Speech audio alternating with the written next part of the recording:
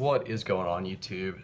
So coming back with my Oklahoma State preview and my first Big 12 preview.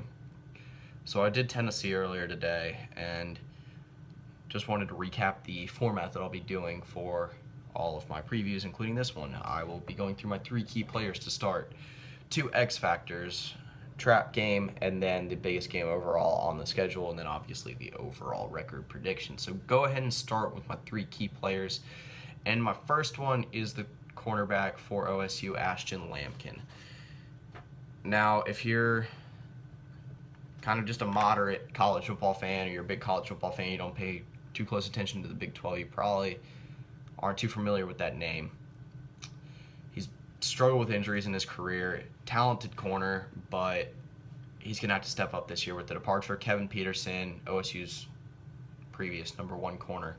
He's going to have to step up as that guy. He'll be alongside Ramon Richards, again, another guy that's had his struggles in his career, but has also shown potential and should be big again this year.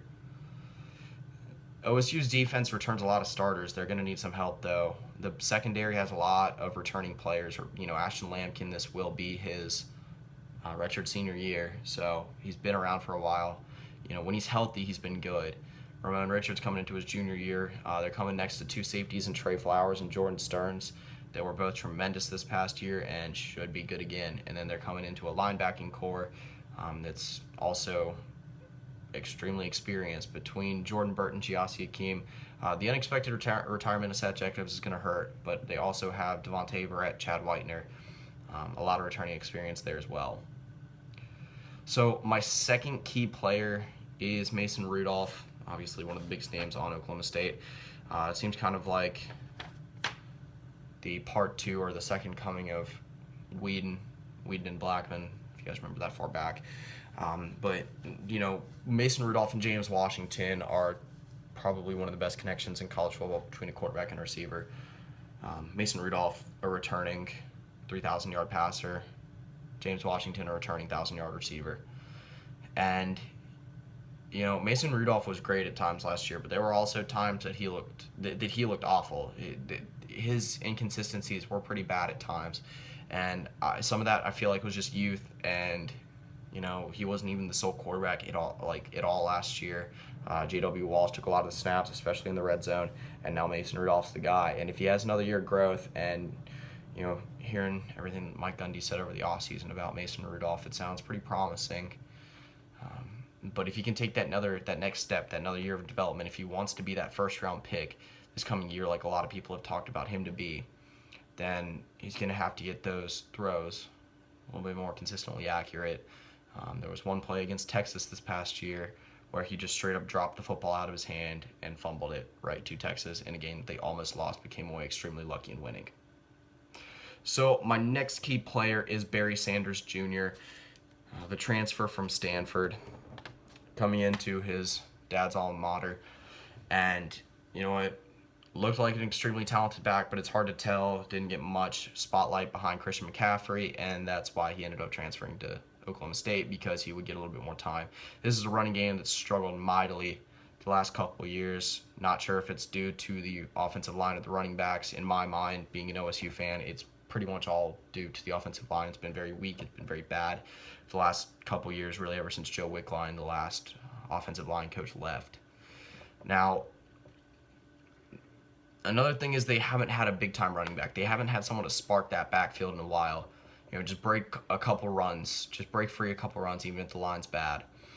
They have all five starting linemen returning this year, so that should help, if anything. So my 2 X factors. First one is the same thing I was just talking about with the running game. It has struggled a lot the last couple of years, and this is a team that has 4 returning backs, and Barry Sanders Jr. coming in. They got Chris Carson, the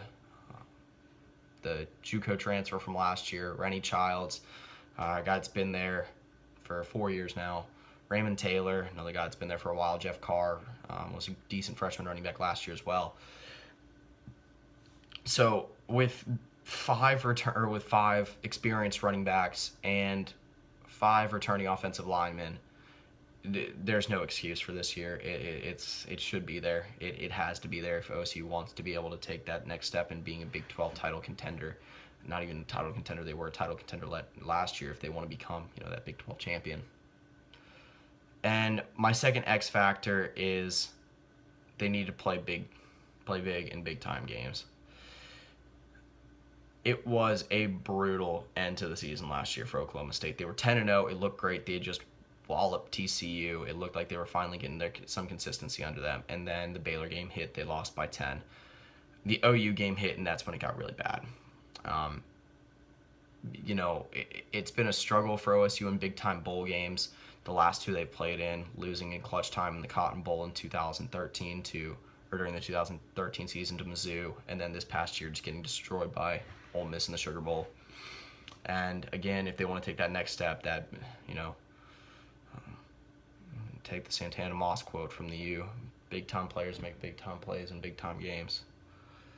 So if they can do that, like I said, if they can take that next step, really get to that next level, and be able to close out games like they should, it's going to be a tough schedule this year. Then, again, this is a team that can win a Big 12 championship. So move into my biggest game for them, and my biggest game for them is hands down, it's easy, and that is the Bedlam game against OU. A game that obviously eluded them last year, but the few years before that, 2014, they had won. The previous year was close. Normally, it's a very competitive rivalry game. And this is a game where both teams can come in fighting for the Big 12 championship yet again. That's the way it went last year heading into Stillwater in that final game. And again, heading into Norman, that can be the way that this game is this year, especially with all that turmoil that Baylor's program is in right now. Who knows how good they will be? And they were expected to be the Big 12 title contender alongside OU. And if OU's gone, then probably that next team up is Oklahoma State or TCU. So that game is Saturday, December 3rd. Again, OSU fan, OU fan, Big 12 fan. Mark that down on your schedule. And then my trap game for them. And this one's not going to make a whole lot of sense to a lot of people at first, but it is Texas. Texas is going to be a team this year that no one knows what they're going to bring on the field. It seems like it's been that way the last couple years. Not even probably Shane McKeel at quarterback. I mentioned that before. I talked about that before. I think that's the direction they have to go in for quarterback. But not talking about Texas right now. I'm talking about Oklahoma State. They haven't beat Texas in Stillwater since 2011. Was it 2011? Might have been 2010. Anyway, this is a team that just OSU, it seems they always land Texas at a bad time. They've beaten Texas on the road the last two times they played in Austin. It just seems like the home team advantage is really not an advantage. Like I said, 2014, OSU didn't have a great team that year. 2012, Texas had a decent team and kind of got a weird call at the end. But beside the point, this is a game that, it's right after Baylor on the road. And again, no telling how good Baylor's going to be, but if this Texas team surprises some people and OSU's a little bit battered coming off two tough weekends against Pitt and Baylor, then it's a game you can't look past. So get into my record prediction for Oklahoma State, and it's hard to say because how much turmoil the Big 12 is in right now, and how much, or especially with the Baylor thing, if OSU can end up winning against Baylor, then the rest of their schedule shouldn't be a huge problem. There are a couple games like TCU and at Kansas State that will be tough, but the rest of the schedule is very manageable. But I see another 10-3 season. It's just that seems like it's been the peak for OSU. That was their record last year, their 2013 record. I see them getting through the season at 10-2 and then losing in a big bowl game once again. Again, it's just they haven't really been able to step up in big bowl games really since the Tostitos Fiesta Bowl back when they had Brandon Weeden and Justin Blackman. But that pretty much does it. This is probably it for college football team previews today. I'll be coming back tomorrow. I believe my next one is Baylor, so that'll be definitely an interesting one at this point in the year. But that's pretty much it. See ya.